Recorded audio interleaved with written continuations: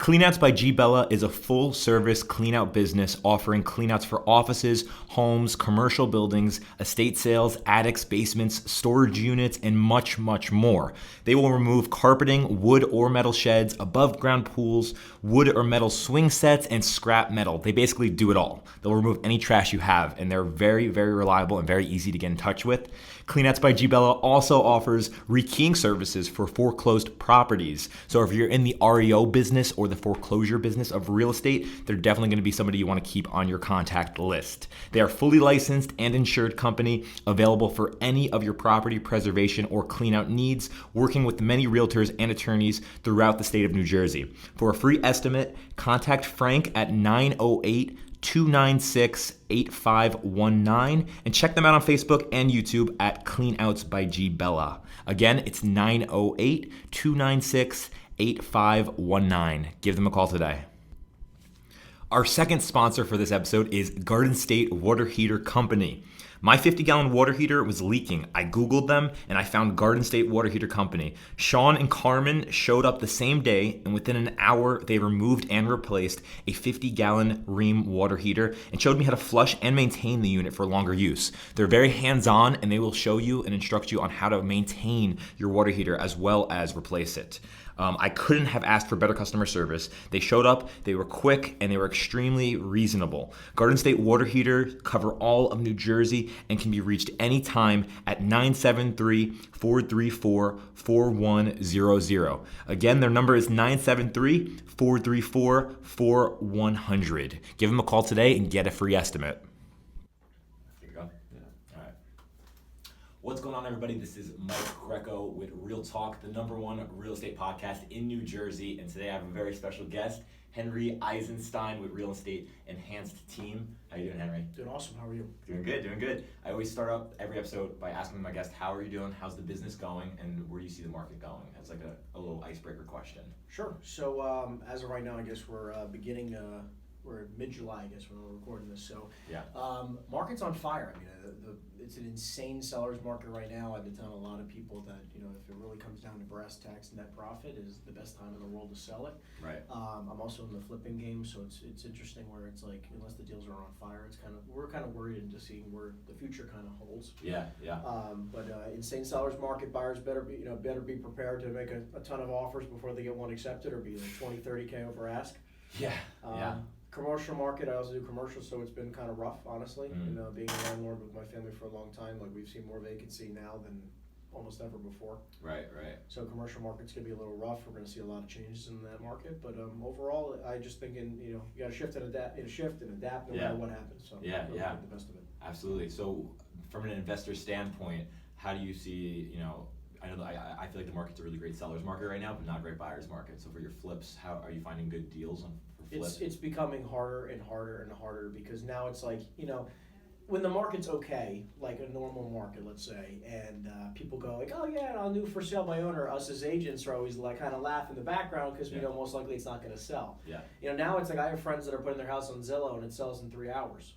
They're just getting so many phone calls because there's just not enough houses for sale. Right. So it's like, now those individuals where I would be able to go to you and try to negotiate a really good price on your house because you don't want to list it with an agent, right, and they just want an all cash offer as is, no problem. They're still being able to list it on the market by themselves and sell it for a crazy price. So it's a really weird dynamic that we have now. But again, it's just, it's a numbers game. You just got to knock more doors, or whatever the case may be. Exactly. And you're big on cold calling. I remember back in the office when I used to be in the East Monmouth office.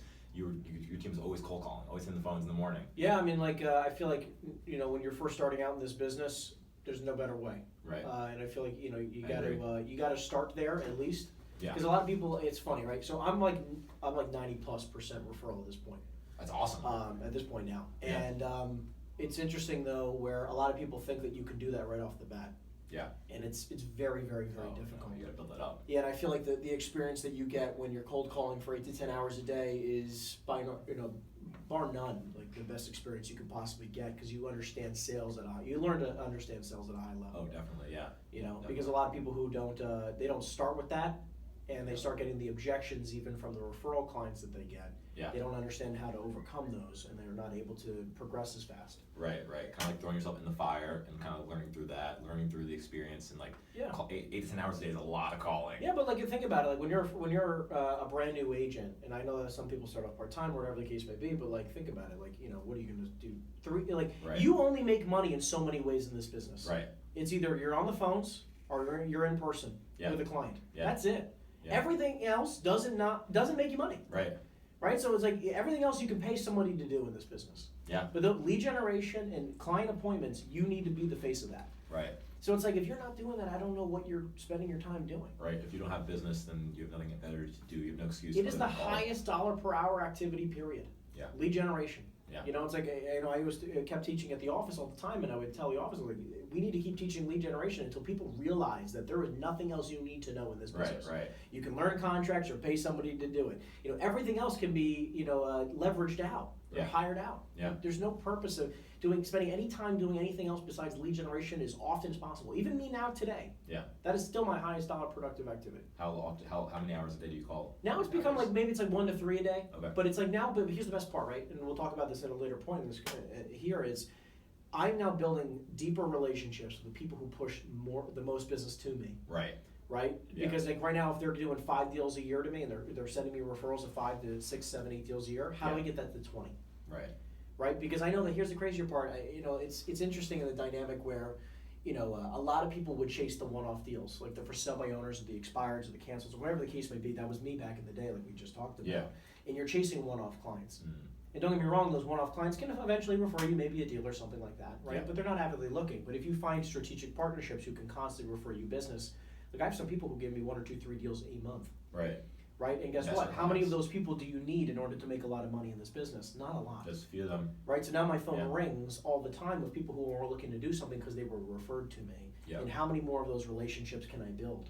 Yeah. Right? And then eventually I had to get to the point where like I really don't have to prospect so much, but love on the people who refer me. Exactly. And maybe the best treatment. Exactly, right? And then like the funny thing when I'm teaching salespeople now, it's like, how much would you pay to have 10, 20, 30, 40, 50, 100 salespeople working for you?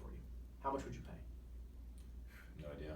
Hundreds of thousands of dollars, millions of dollars, right? Yeah. Because in your mind, everyone goes like, well, that's going to make me a lot of money, right? Right. What if I told you that you could do that for free by becoming really close friends with the people who refer you business and building deep relationships? Yeah. And I've just spent so much time over the last few years building that. Yeah.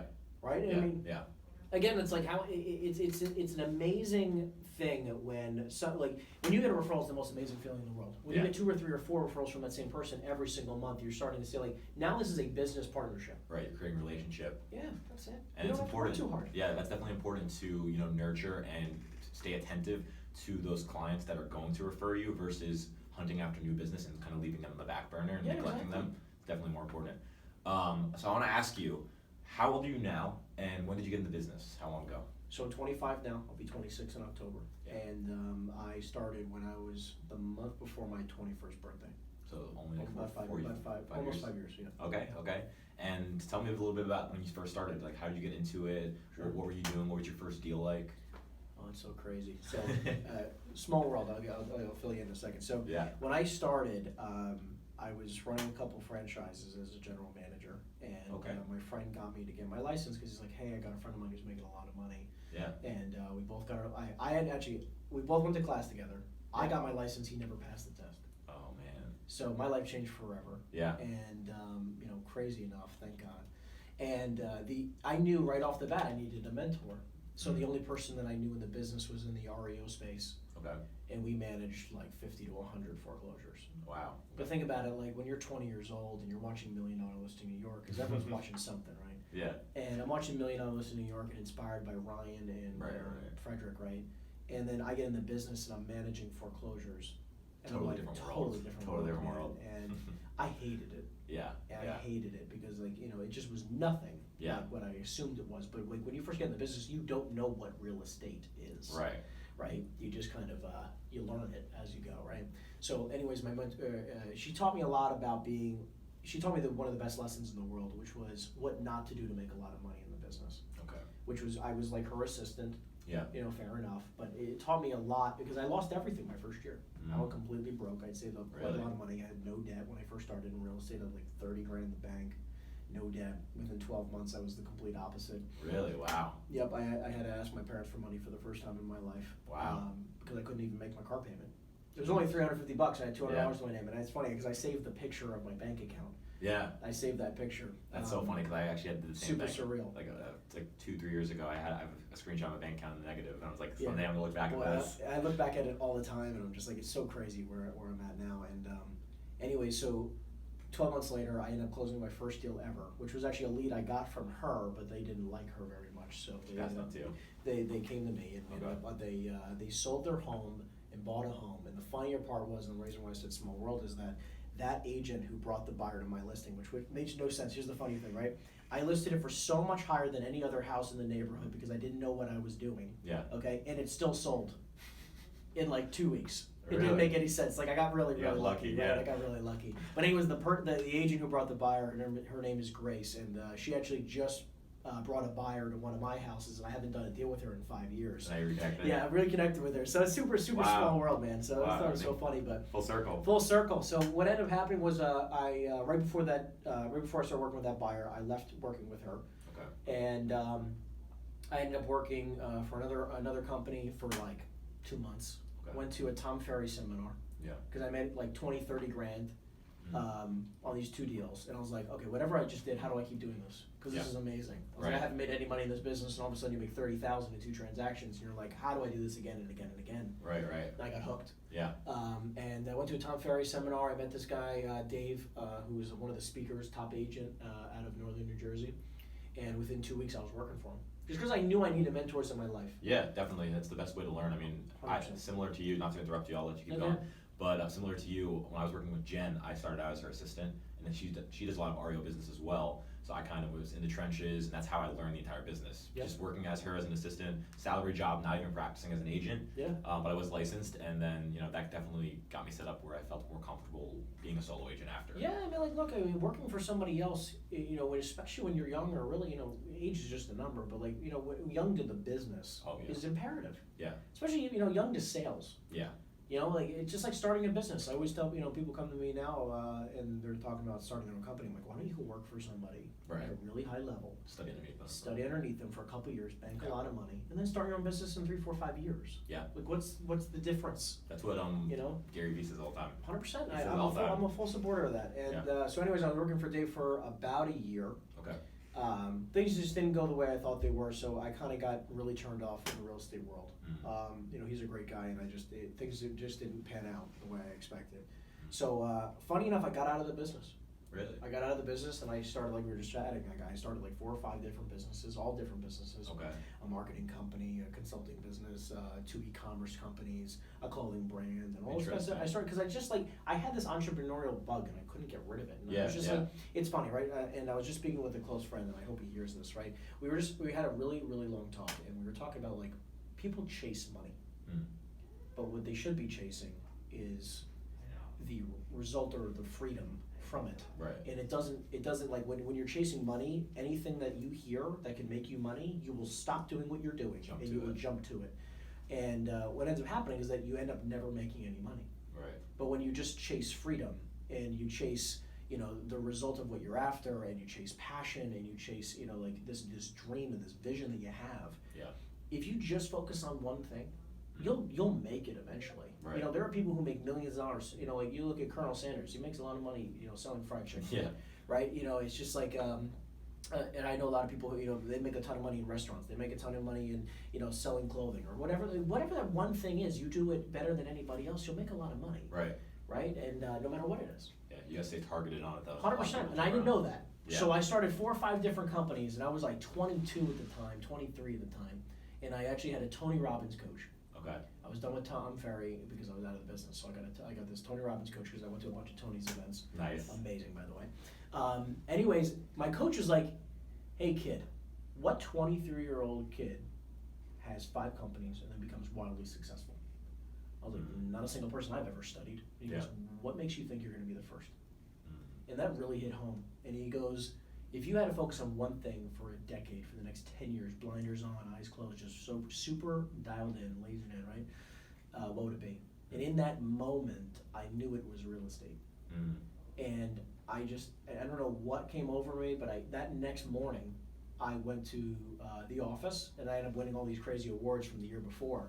Okay. And top single agent, top listing agent, top this, top volume, whatever. And I was like, this is crazy. And I was like, this was a sign that I made the right decision. Yeah. And I started my team 2 weeks later. So it's like my team has only been, we've only been a team for like, what, 2.5 years? Okay. Wow. You know, and like first year we did like 8.5 million, second year we did 25 million, and it's just like, we're on track for like 30 and change right now. Awesome. You know, That's great so growth. it's crazy. Yeah. You know, and it's a wild ride, but like I feel like when someone really dials into what they're really good at, and like my specialty is just networking and people and communication, it's like you can't lose. Yeah, definitely. No. You said that you were involved in some franchises before you got your license? Yeah, so I was the GM at a place called Pump It Up. It's a kids party place. Okay, cool. You know, and it's funny how it's like I worked under the owner, and I owe them everything. I mean, honestly, like they taught me everything. And it's weird because I talk to a lot of entrepreneurs now, really successful guys, and they're all like, yeah, like I got my first job at 8, 9, 12. Like I didn't even want a job. Yeah. My first job was like 17, 18. I didn't even want a job because I was playing video games all the time. That's I was enjoying interesting. life. I was enjoying life. But Pub It Up was one of my first jobs, and within 2 years I was a manager, and then within 6 months I was a general manager, and loved it for like a little bit. But the point of this is that like the owner would work 7 days a week, every hour of the day. Right. And I would shadow him, and I would meet him at 6:30 in the morning at his house, and we'd get back at 11 o'clock at night, and he would kill himself. Right. And I just had so much respect because he was just chasing a passion, chasing his dream. So he loved what he was doing. He loved it, Okay. and it's just like I saw that it wasn't work as much as he was really killing himself. Yeah. Right, because a lot of people go like, oh, it was a hard day today. No, this man was killing himself, right? Like working every second, always on the phone, always moving, always doing something. It's almost like he passed that bug on to me. Where like when I'm working 7 days a week now, I don't think anything of it. It's just what I know is true to be successful. Yeah, absolutely. You got to surround yourself with people like that. I mean, that's really 100%. what's going to motivate you. If all your friends are slacking off and all your friends are going out drinking every night and That's doing what you're whatever, gonna do. you're going to end up falling into that and doing that as well. But 100%. if everybody's working, you're going to be working as well. Yeah, but that's why like when people tell me now, like, oh, you got to slow down. I'm like, no, this is what I know. Right. This is what I know. This is why I'm successful, because when I work 7 days a week, I don't know who, it's like Lori from Shark Tank, whatever that meme that everybody sees on Instagram, where it's like, entrepreneurs will work 100 hours a week so they never have to work a 40-hour work week ever again. Right. You know, So and it's true. like, that's what I'm chasing. Yeah. You know what I mean? Because it's like when you work 100 hours a week and someone else works 40, every year that I work is like 2.5 of your years. Right. So it's like when people say like, well, your growth has been really quick, I'm like, you have to realize, like, I feel like I've been doing this for 20 years. Right, It's you're only speeding been up the 5. process, Yeah, basically. exactly. And also, I mean, I don't know if you're on the same mentality as me, but also, like, I'd like to be at a point in my life when I'm older to be able to retire at a younger age. Not even retire, but be able to, kind of Have more have freedom. my financial freedom, like you're saying. Yep. Be able to relax a little bit. I think I'm obsessed with work. I'm a workaholic. Yep. So I think work is always going to be something I'm doing. But maybe at that point, when you have that money, you can kind of do what you want to do. Try different businesses and start different projects. And you have money to play with. 100%. So it's definitely kind of exciting. But see, like that, like again, like it's money is a tool. Exactly. It's meant to be used, right? Exactly. It allows like that's what allows freedom. Right. And it's like not just staring at money in your account. You're supposed to use it to make more of it. Exactly. And I've been really fortunate enough to meet some really incredible people. Even like my grandparents have been a huge inspiration to me. Entrepreneurs from the get, and just the lifestyle that they live now. And they're in their 90s now, but like again, like for the last like 20, 30 years, they've been being able to go on month-long vacations That's whenever awesome. they want, and like never care about things. But like they saved every dollar. They were very frugal. They invested their money. They did all the right things. Yeah. And it's just like I saw that, and I was just incredibly inspired. Yeah, of course. At a young age of like, wait a second, like that there is something to this money game. Yeah, that's awesome. That's awesome. Did you go to school at all? So it's College? funny. I went to Brookdale Community College for Nice. like a year. Okay. Hated it. Yeah. And Business dropped- or? I studied accounting and business. Okay. Hated it. Like I knew from like 7th, 8th grade. I remember telling my parents that I'm not going to college. Right. Like I remember having that conversation with them. And then like I went to community college because that's what everybody did. Yeah. And they wanted me to at least get a degree. And I think that college is super important Yeah. for the people who need it. Yeah, I was going to ask you what's your opinion on. Yeah, like look, I mean, like I'm not here to say college is nonsense because it's not. I mean, Yeah. it's just like, you know, if you're going to be a doctor, you better go. If you're going to be an accountant, you better go. You know, like all these, there's definitely careers that you need. Right, right. But then, like, look, if there's people who want to be entrepreneurs, I'm not telling you also not to go to business school if you use it the right way. College is supposed to be used. You know, use it as a networking tool. Use it as to leverage to get connections and other things. Like, but people just go to drink and like, there's a better way to spend $200,000. You know, it's just 100%. You know, especially if it's your parents' money. Yeah, 100%. You know. Yeah. I went to college for 2 years, a business program, private school outside of Philly. Yeah. Spent so much money, so much student loans for no reason really. And by the third year, I was like, I do not want to take out another loan. I was like, I just need to get out of here, just figure out how to start something on, because I always knew I wanted to do something entrepreneurial and start my own business in some way. Well, think about it. If like imagine, and again, like this is to all the people listening who like think that they want to be an entrepreneur. Like, it's not about like ready. It's about the education of it. Yeah. But what if I told you that the education is that it doesn't have to be conventional? Yeah. You know, going and learning underneath somebody else who's wildly 100%. successful. Imagine that, like me working underneath this guy Jim, who ran these stores, right? Yeah. And it's like that was worth way more than any amount of money that I could have went to college for. Yeah. Right? Yeah. And it's like, you know, I was chasing, don't get me wrong, I was chasing mentorship and education and all these things. I believe in education probably more than anybody will ever know. Like I've spent hundreds of thousands of dollars on self-education, going to conferences and seminars and reading books and, getting coached by, very successful individuals. It's like, I believe in education. Yeah. Just the right kind for what you're doing. 100%. Yeah. Yeah. That makes total sense. I mean, that and like for the field that we're in, learning it underneath somebody and being in the trenches is the best way to learn it. Like, 1,000%. I mean, if you're going to get into real estate and you're going to business school, that makes no sense, really. Yeah. It's all about experience. Yeah, like business school is like, look, I'm not here to downplay business school because there's probably things that I might not have heard from that. Yeah. But it's at the same time, like I look at it as what I learned from my mentors is so hyper focused to this industry. Yeah. Into the things I want to learn instead of a break. Because like a lot of people come out of business school and they're like, they try to be a business consultant now because they think that they can do it better than everybody else. Right. And I don't mind the passion and I don't mind the enthusiasm, which is great. But like, so I'll give you an example. We were talking about like what I did before real estate, and I started a bunch of companies. One of them was a business consulting company. Okay. And I remember studying under a guy named Jay Abraham. Okay. One of the #1 business consultants of all time. And I would read every article he wrote, every book he wrote, everything about him. I studied every video he put out, hundreds of videos, and I got so inspired about how you could analyze a company. Yeah. And what I said to myself was, why at 20-something would anybody listen to me? No matter my knowledge. Right. I said, why don't I go build a business for the next 10 years? So I can prove myself to myself. Yeah. So that if I ever wanted to go coach people afterwards, I got something to show for it. Yeah. Right? If I know so much about business, Right. I'm not going to go be a business consultant at 22, 23. I'm going to go build a company first, which will allow me to live whatever life I want to afterwards. Exactly. And this actually ties in perfect to what I was going to ask you next, which is starting at your age, have you ever run into any problems with credibility or experience where clients are like asking you about that, especially when you're starting real estate? Right off the get-go, like, getting your first appointments, things like that. And how did you face those? So I feel like whatever you tell yourself as an objection in your head is what you get the most. Okay. Right? If you keep telling yourself that you don't know enough, if you keep telling yourself I'm young, if you keep telling yourself, whatever objection you keep saying to yourself, you're going to keep getting it. Yeah. Okay. And I feel like I just have had this innate confidence since, I got in this business really. And it's really just carried me through everything. I mean, sure, have I gotten people who have said like, how old are you again? And of course, we've all gotten that. But, even now it's funny when I get that. But, people think I'm a lot older now.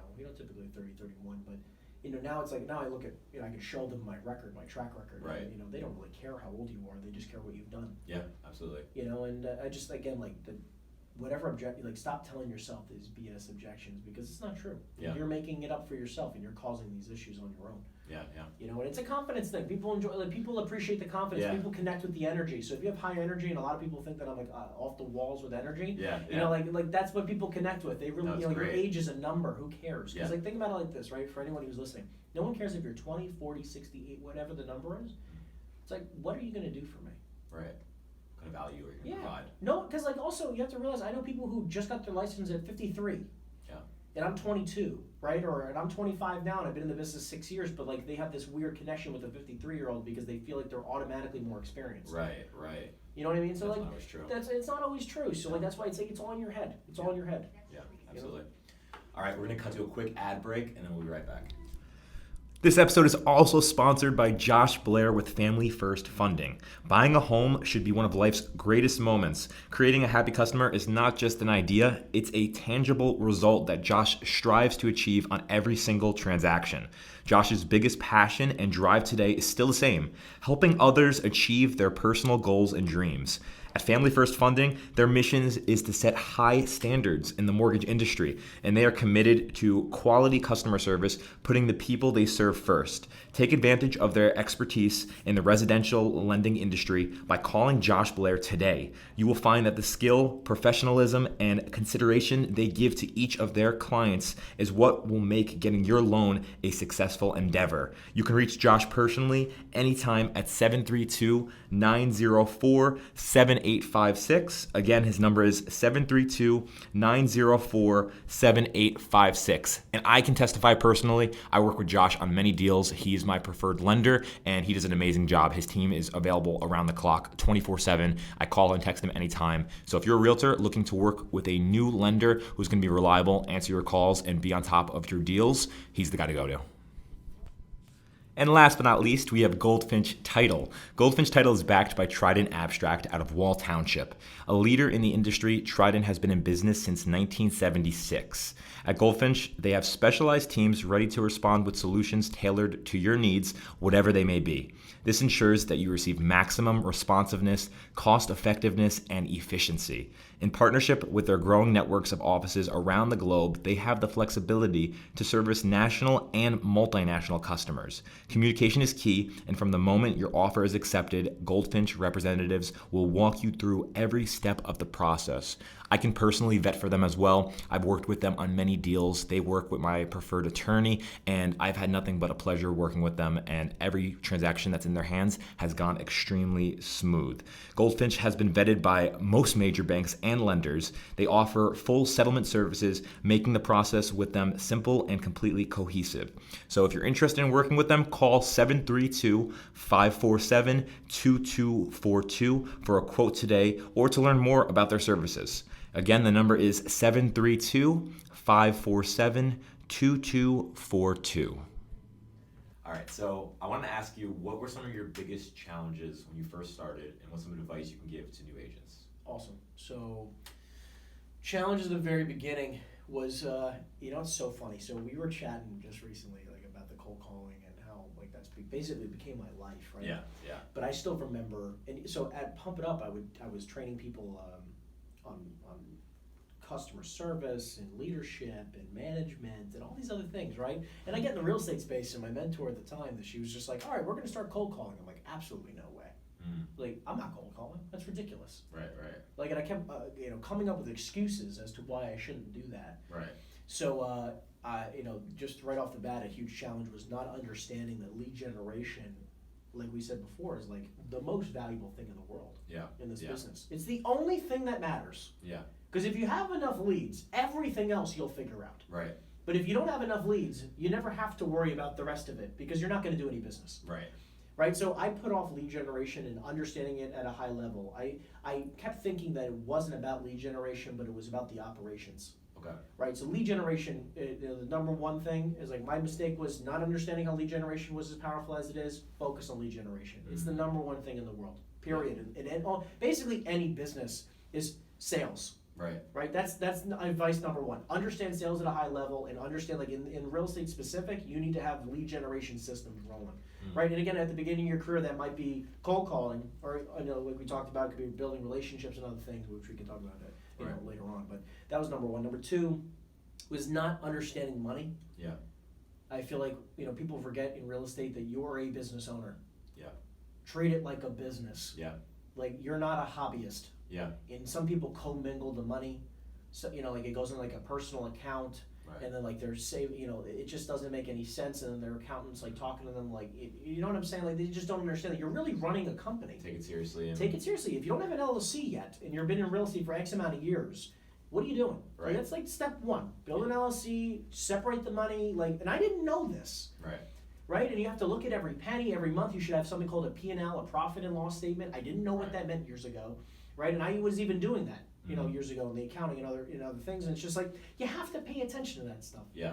Right? So like, again, number 2 is like not paying attention to the money. And by the way, what you don't pay attention to does not grow. Right. Right? So if you're wondering why you're not making more money, it's because you're not paying attention to the money. And again, I made that huge mistake. So that was, and again, it could be as simple as getting QuickBooks, by the way. Yeah. This does not have to be something crazy, right? So that was number 2. And then number 3 is realizing that I have made the mistake of scaling way too fast, way too soon.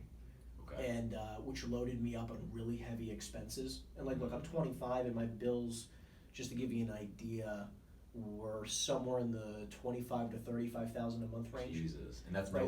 no paid leads or anything? No. That's just No staff paid leads. and Staff, just like rent and marketing costs and other things. But like, again, when you're spending let's just call it as 30,000 a month, right? That's $360,000 a year, and that's before you earn $1. Right. And you're staring at a mountain that you Right. gotta just to break even. Was that motivational to you though? Like kind of having that burden, you have to now meet these standards? I don't want to. No, absolutely not. No, because I know some people work like that. just no. So I thought it was just the only way. Okay. To earn more was to scale bigger and whatever, and it's just not the truth. Yeah, you gotta spend money to make money. Like I had that. I sort of had that in my head, but I also was like, if I bring on one more salesperson, I'll do this much more business, which could compensate, but it's all could. It's not actually happening. Right. It's all possibility. Right. And I feel like when you're running a company, again, coming back to the thing right before is like understanding the money at a high level. Yeah. Have the revenue first in the account before you grow. Right? And there's a way to grow and there's a way not to. And everyone, because everyone, I feel like just like sees these huge companies scaling up in like 2 seconds, all of a sudden selling for $1 billion, and they think they have to scale ridiculously. Right. And it's just not the truth. Yeah. Most businesses don't work like that. And most of them probably were hustling and building in the background for a period before that. Not only that, but also like if you really understand the numbers on some of these companies that are selling off, they're running at a loss. Right. Okay. And they are raising so much money just to break even. Yeah. That like, and again, they're it's like a fantasy world. Really. Yeah. Right. So if you're in the real estate space, you have to run it with a revenue first business, profit first business, and grow when the money's there. Right. I made that mistake, and it cost me a lot. Because it's like, think about it like this: if you're making whatever amount of money you're making, whether that's $100,000 a year or $1 million a year, it's not about what you make; it's about what you keep. Yeah. And I did not understand the difference. Right. Because everyone really making it. Yeah, because the thing about it like this, I know people who earn $500,000 a year, $1 million plus a year, any number you can really come up with, but they're walking away with 5 or 10% profit in their pocket at the end of the year. And it's like, why don't, if you're like, think about it like this: if you're grossing $1 million, but your bills are $800 and you're only walking with $200,000. If you had a company that you were a much smaller business and you only earned $250 or $300, but all of it was profit, or a substantial amount was profit, you could have a lot less stressful of a life. Yeah, 100%. And again, it took me a really long time to understand that. Yeah. And cost me a lot of money and time. But going forward now, it's like I'm gonna stay super lean. Yeah. And get but the goal is always to make the most amount of money and spend the least. Yeah, definitely. Shocking advice, right? But, but it is the truth. Yeah, a lot of people need to hear that. I mean, it's the basics, but a lot of people even want to, they put so much money into it, and they're, like you're saying, they're losing so much money, but they want to have that appearance that they're making that money. Yeah, that's the culture. But when you actually realize that, and you actually start saving a lot of money every month, and it's the most blissful thing in the world. Yeah. Because I really thought it was the only way, and it is not. Yeah.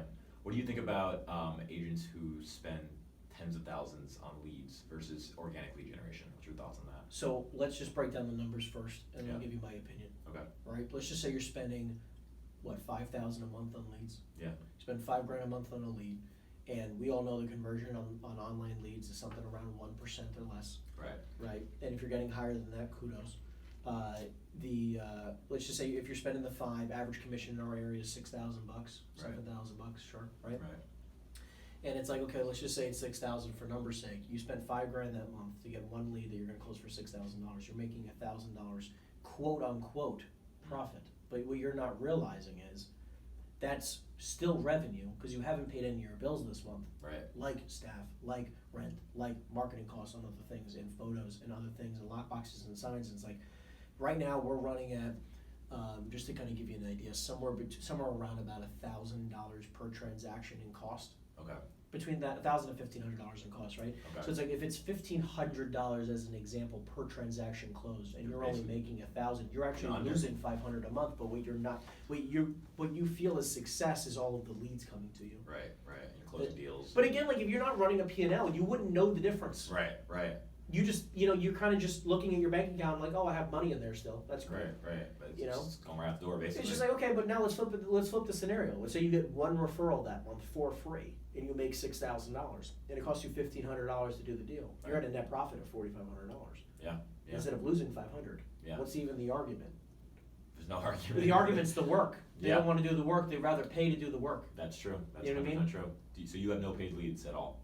I have none. None. Zero. Wow. So the only thing that I have done in the past is that I paid for Zillow, but here's a little thing that I'm doing with Zillow is that I find the zip code where I can pay the least amount of money and still be on Zillow. Yeah. Because I think I pay like maybe $200-300. I Really? don't need the leads. That's really Because it's not for the leads. Yeah.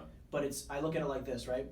If I'm on Zillow for, let's call it $300 a month, it's $3,600 a year. Yeah. Okay? If I get one lead, it pays for itself. And I just want the service of Zillow anyway so that I become a quote-unquote premier agent. Right. I don't need the leads. Yeah.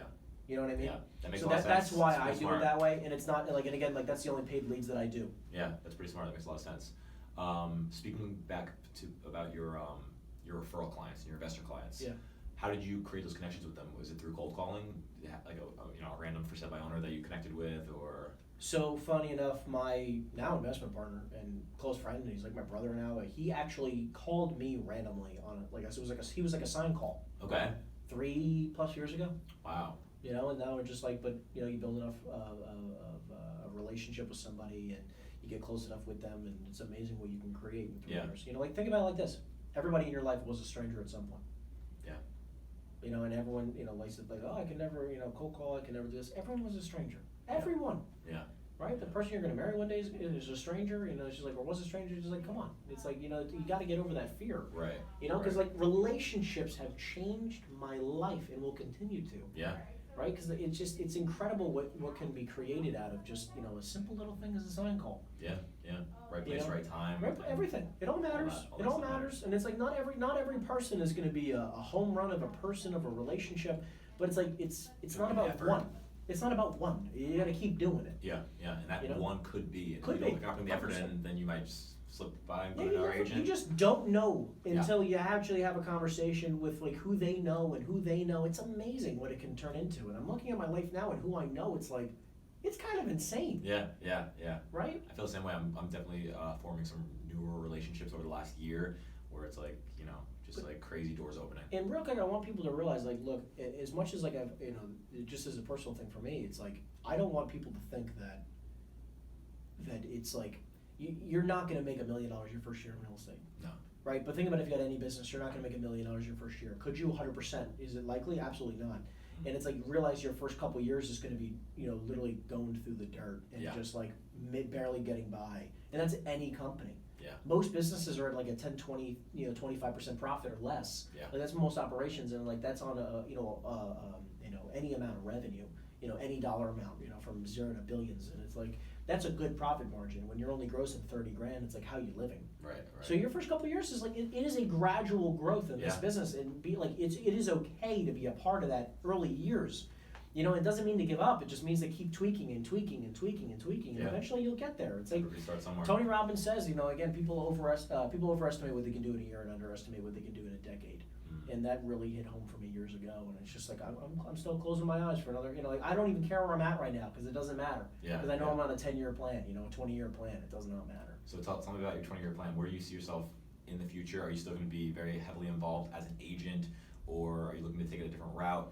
I wanted to mention your Instagram. You do a lot of like talking videos. Your talking corner. What's that segment you have? Oh yeah, I have so many different. Yeah, you have a bunch of segments. Yeah. So I wanted to see if maybe like something in your future that you saw was like motivational speaking or something. I can totally see you going that direction. I appreciate that, man. I mean, one day I feel like right now I do a lot of stuff for free.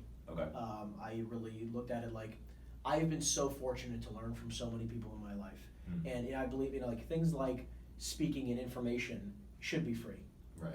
right? Because it's changed my life so much. And like, look, would I love to do public speaking? 100%. Yeah. But I don't ever want to get paid for it. Okay. You know, like I just feel like it's just like I feel like that's look, the information that I want to give to the world. I don't feel like I should hold back and make you pay me for it. Okay. Don't get me wrong. There's a difference of me speaking on a stage in front of a lot of people, and maybe one day coming into a company and helping them rebuild it. Yeah. You know, it is a very big difference. But you know, it's funny. So I'm a huge goal-oriented guy. I don't know if you got that from this podcast yet, but so I actually have a completely written out version of my vision of 20 years in the future from right now. Yeah.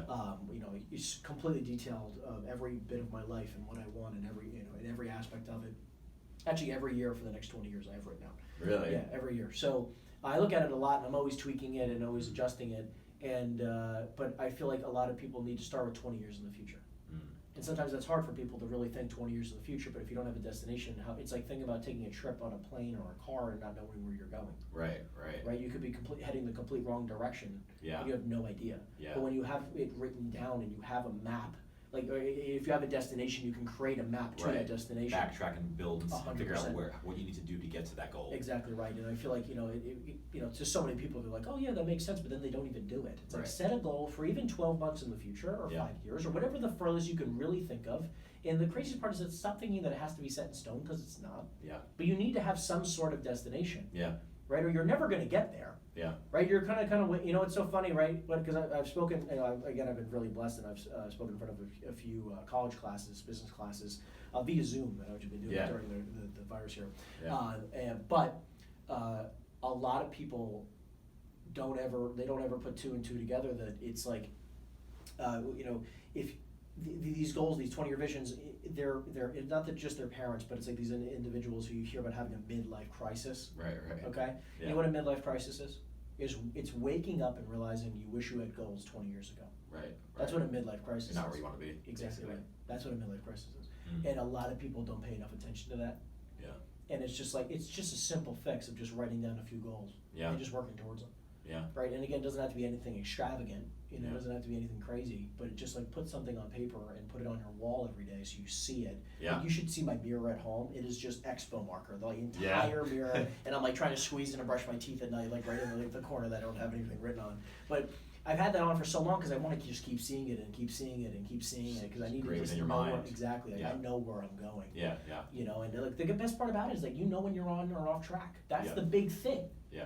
Because if you don't know you're off track, you don't know when you're on track, and it's just like, and vice versa. And it's like, it's a freaky thing to feel like. Yeah. You know why people can be good at school or really, you know, like, or sports or anything like that, is because you are tracked and measured in every moment. Right? Yeah. If you're not tracking and measuring anything, just like a P&L in your company, you could be losing money every month and not realizing it. Yeah.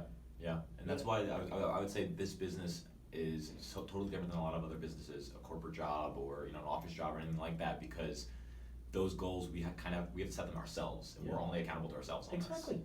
And that's the big thing for a lot of people. I take 100% responsibility for all the good, the bad, and the ugly, and everything in between. Yeah. It's all my fault. Yeah. Right? All of it. Every part of it is my fault. I'll take 100% responsibility. And guess what? If I don't like something, I'm going to change it. Yeah. That's my choice. Yeah. Right? Nothing's going to control that decision of mine. Right? Mm-hmm. So it's like, where I really want to be in 20 years, I see it as, and again, this is sort of like a real quick snippet of it. It's like, part of it is I'm going to be a large investor in real estate, because obviously, you know, it's funny how realtors like to sell it, but they don't like to buy it. It makes no sense, because it's best investment you could ever be making. You know, 70% of all millionaires are in real estate. Yeah. So definitely a large investor in real estate. I've seen a multitude of my friends and family become very wealthy off of it. That's number one. Number two, I really don't think I'm going to be an agent past like maybe 10 years or so. Okay.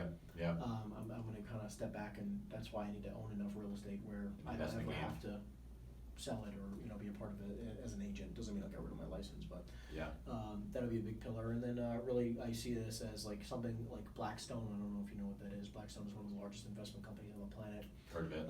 You know, trillions of dollars under management. It's unbelievable what Steve Schwarzman has created, and I've studied a lot underneath him and what he's created, and it's amazing. But they buy not just real estate, but it's stocks, it's companies, it's you know, it's everything under the sun. I mean, the portfolio is extravagant, and it's really an inspiration to see. But I want to build one of the largest investment companies out there. But all different asset classes. Yeah. You know, because it's funny how like when you buy real estate, you are buying a business. That's what that is, and you have to run a profit and loss, and it's the same exact thing. So it's like buying a business. Right. no matter what you're looking at. Right. Right. Definitely. So I mean, that's really the trajectory that I'm on. It's awesome.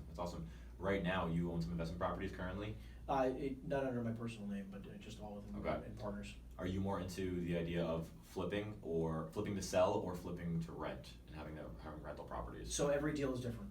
Okay. Right, so like when someone who's coming on here and saying that one is better than the other, and like, look, do I believe in rentals and believe that that's really where wealth is created? 100%. It is a different game. Yeah. Right. Yeah. It is a Grant always says it's not a get rich quick. It's a get rich for sure. Yeah. That's the best way to say it. Right. That's what the rental game is. Right. But people who flip homes, I understand it. Yeah. Right. Because think about it. Your net profit off of a rental property might only be a few $100s. Yeah. A month. Right. And a lot of people go like, well, that's not enough for me. But you're also not paying attention to the appreciation, the depreciation, and the equity you're creating. It's a long-term game. It is a huge long-term game, and a lot of people don't pay attention to that. Yeah. And when it comes to flipping, it's more quick money. Because here's the crazier part: people who are flipping properties are constantly putting that money back into buying rentals. They keep. The answer is like all of it can work. It's whatever your goals are. Yeah. And also whatever you're kind of like bent towards too. I think Yeah. Whatever you like enjoy and that you want to like you're saying, go all in on tunnel vision, just focus in on that. Yeah, but like there's so multiple routes. I look at it like this: flipping homes is a part of an active income. Right. Right now, no matter what your business is or what your career is, you have an active income. Mine's selling houses. Other people can be flipping houses. Other people can be selling chairs or flooring or whatever they're doing, being an accountant or sitting at a desk job. That is your active income. Yeah. What you do with your active income is what will make you wealthy. Right. Now, spending that money on buying rentals is what you should do with it. Yeah. So you should be doing flips if that's what you love, but then taking your profits in buying rentals. Yeah, having a diverse investment portfolio. 100%. Because eventually you want to be able to stop flipping houses. Yeah. But you can't do that if you don't own something that's giving you passive income. Yeah. Or It's if you impossible. keep spending the money. Exactly. Just burning it away. Exactly. It all matters. Yeah. But every deal is different. Yeah. Every deal is, and my partners now have taught me to analyze every single deal individually. Every deal is individual, because it might actually make sense to just buy it and hold it as a rental if you can get it at a good enough price. Yeah. But sometimes, then other cases, it just might as well just get rid of it because you're going to profit $100 and something thousand. You might as well just make that 100 and move into the next deal. Right. Every deal is so different. Right. It's so very different. true. It's very true. All right, so I have one final question for you. Thank you so much for coming out to the podcast. This is great. This is awesome. I want you to talk to the camera and tell the viewers if there's anybody out there who is maybe thinking about real estate, thinking about flipping, investing, or becoming an agent. What would you tell them? Somebody who's on the fence about this. All right, so I'll make this short and concise. Find somebody who's doing it at a really high level and go shadow them. Don't worry about the money you're making at the very beginning of your quote-unquote career. Go shadow somebody. That education will be worth more than anything, period. And do it for a couple of years. Understand it like no tomorrow. Understand it like the back of your hand, and then you can go do it on your own. Save up a lot of money. Don't think that you have to do it all on your own the first time. I probably will buy properties and businesses and other things with partners maybe for the rest of my life. I don't have to be 100% owner of anything, because I'd rather be 100% owner. I'd rather be a percentage owner of $1 billion worth of real estate than 100% of $100,000. Right, and that is just leverage. Leverage, 100%. And look, guess what? My partners know more than me. Yeah. They're going to help make sure that I don't make the mistakes that maybe they did when they were younger, right? And again, especially at my age, just because I'm a first person to say I don't know everything. I know a lot, but not everything. And what's really the worst case scenario of working with people who know more than you? Yeah. No. Not a lot. Take the dive, take the leap, and just realize that right now the only person who control your future is you. So take massive levels of action. You'll see a huge payoff, but give it a few. Be patient and give it a few years. Awesome. You want to give them your socials? Drop any information where to follow you, where they can watch your videos. Well, I won't give them my social, but I'll give them my socials. Yeah. My Instagram handle, Facebook, everything is under just my full name, Henry Eisenstein, HenryEisenstein. Follow me on anything and DM me. You can put my cell phone number down below, whatever you want. Yeah, we put it in the video. Yeah. Love it. Yeah, it's like phone number is 908-216-6532. Just shoot me a text, call me anytime. I'm always here to help you out. Awesome. Thank you so much, Henry. Thank you. Thank you guys for tuning into this week's episode of Real Talk. We'll see you next week. Make sure to follow us on all social medias at mgreco realty and at Real Talk on Instagram and Facebook. See you guys next time. Take care.